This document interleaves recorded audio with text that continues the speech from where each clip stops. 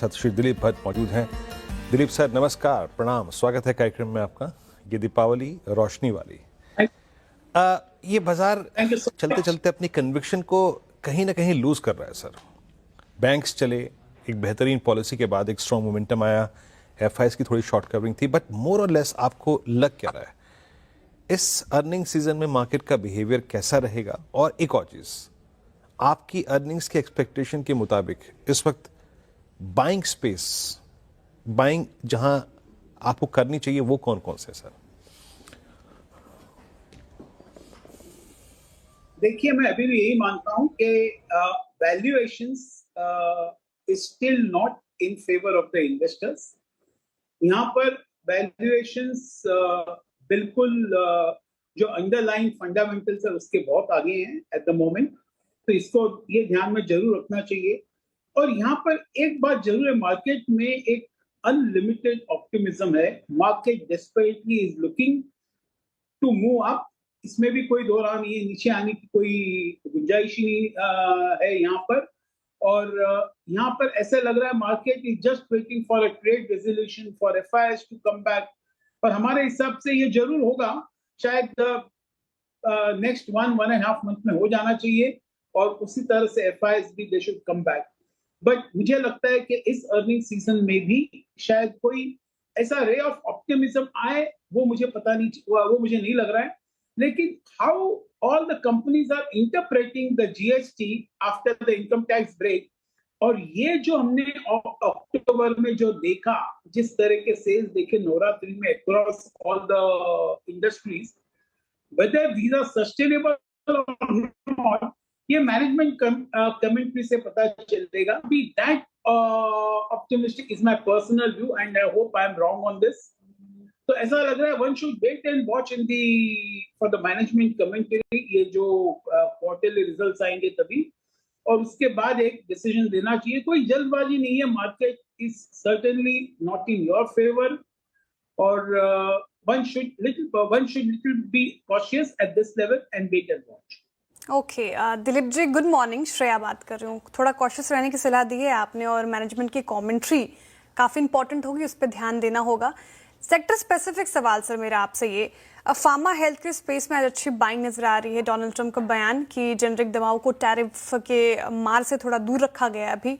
इस मूड माहौल में फार्मा हेल्थ केयर स्पेस आपको कैसा लगता है, और आपकी एडवाइजरी ने क्या यहाँ पे एक्सपोजर बढ़ाया है? क्या टेक होगा इस स्पेस पर?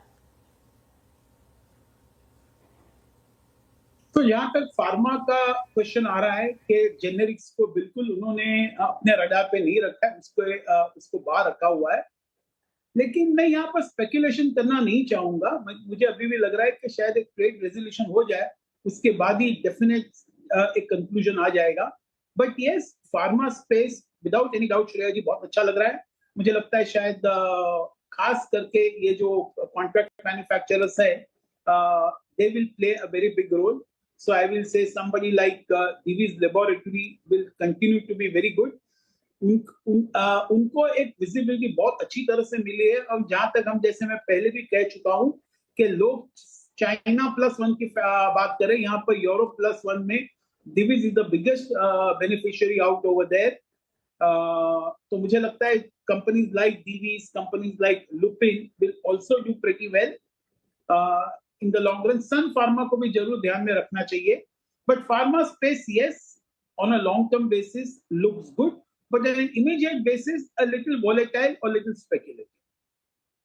अच्छा दिलीप जी, कहाँ पे प्रॉफिट्स को कैश में कन्वर्ट करना चाहिए? अब आप देखिए, मेरे ख्याल से वो 15 अगस्त की जो प्रधानमंत्री मोदी जी की स्पीच थी कि हम जीएसटी को रेशनलाइज करेंगे, फिर वो हुआ भी, उसको एक दो स्पेस ने हाथों हाथ लिया। बाजार ने सबसे पहले रिएक्शन दिया ऑटो पे। जस्ट पुटिंग फॉर इंस्टेंस, उदाहरण के तौर पे सर, 23,000 का 23,500 का इंडेक्स ऑलमोस्ट 28,000 तक गया। आपने फिर नंबर्स देखे, वो भी अच्छे रहे, मंथली सेल्स फिगर। क्या अपने प्रॉफिट्स को, ट्रेडिंग गेन्स को यहाँ पे कन्वर्ट करना चाहिए कैश, या फिर कमिटेड रहना चाहिए? मैं तो ये कहूंगा कि one should not be in a hurry to commit. जैसे ये जो पोस्ट जीएसटी जो हमने देखा कि सेल्स बहुत अच्छे हुए, लेकिन ये बात भी नहीं भूलना चाहिए कि अप टू जीएसटी, जब से जो अनाउंसमेंट आया जीएसटी के बारे में जो कट होने वाला है, और जब से न्यू जीएसटी लागू हुआ 22 सितंबर, अगर हम उस समय के इसके बीच में का सेल्स जरूर एक देखना चाहिए कि कैसा रहा, और उसको फिर कंपेयर करना चाहिए पोस्ट 22 सितंबर के बाद। तो मैं यही कहूंगा कि वेदर दिस सस्टेनेबल और नॉट, मुझे एकदम I don't have a ready answer for that.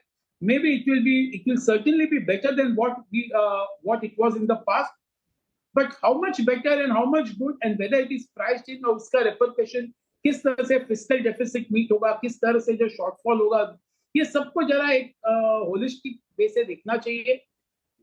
But otherwise, I think the direction is right of the government to push the consumption, to increase the consumption, जो एक अच्छा multiplier impact देगा economy में, फिर capex में। But ये शायद होते होते शायद एक लॉन्ग टर्म बन जाए, तो इसके लिए मार्केट को शॉर्ट टर्म में तो बिल्कुल ऐसा कुछ कंपेलिंग नहीं लग रहा है, लेकिन लॉन्ग टर्म यस में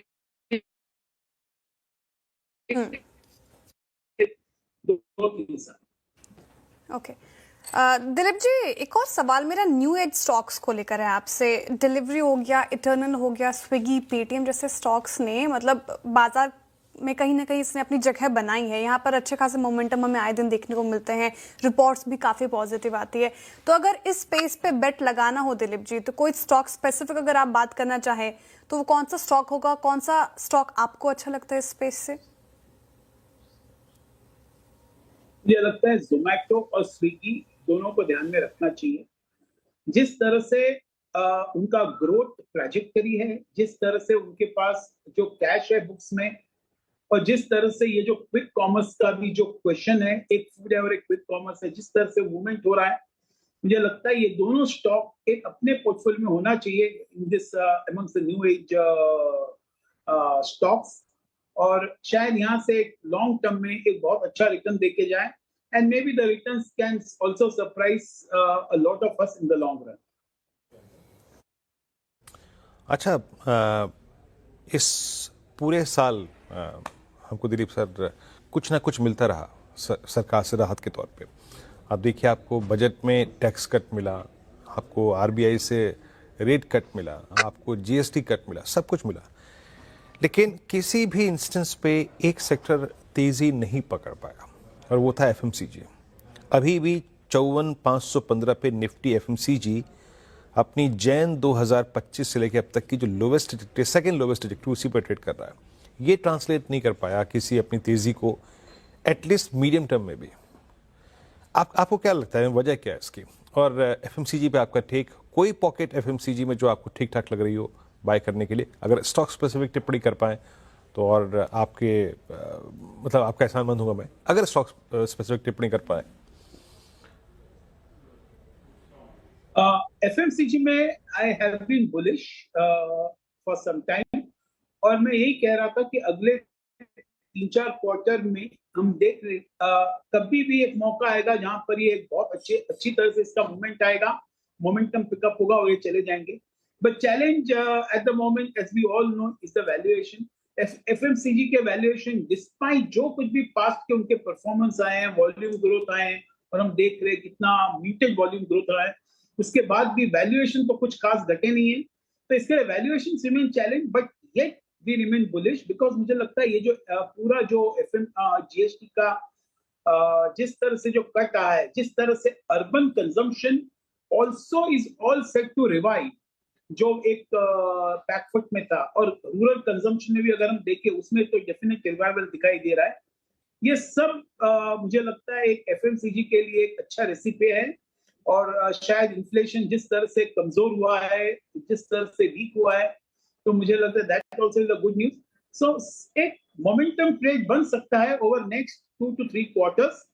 लॉन्ग टर्म में जरा इसको कॉल लेना मुश्किल है, but I would say that one should definitely look at these particular stocks in the current atmosphere, कि अपने पोर्टफोलियो को रेजिलियंस मिलेगा, डिफेंस मिलेगा, और एक अपॉर्चुनिटी मिल सकता है अगले 3-4 क्वार्टर में। ओके, तो दिलीप साहब बहुत बहुत शुक्रिया, आप इस कार्यक्रम में शामिल हुए। सभी सेक्टर्स पे, इंडस्ट्रीज पे अपनी राय रखी, आपने स्टॉक्स पर टिप्पणी भी करी, और पूरे CNBC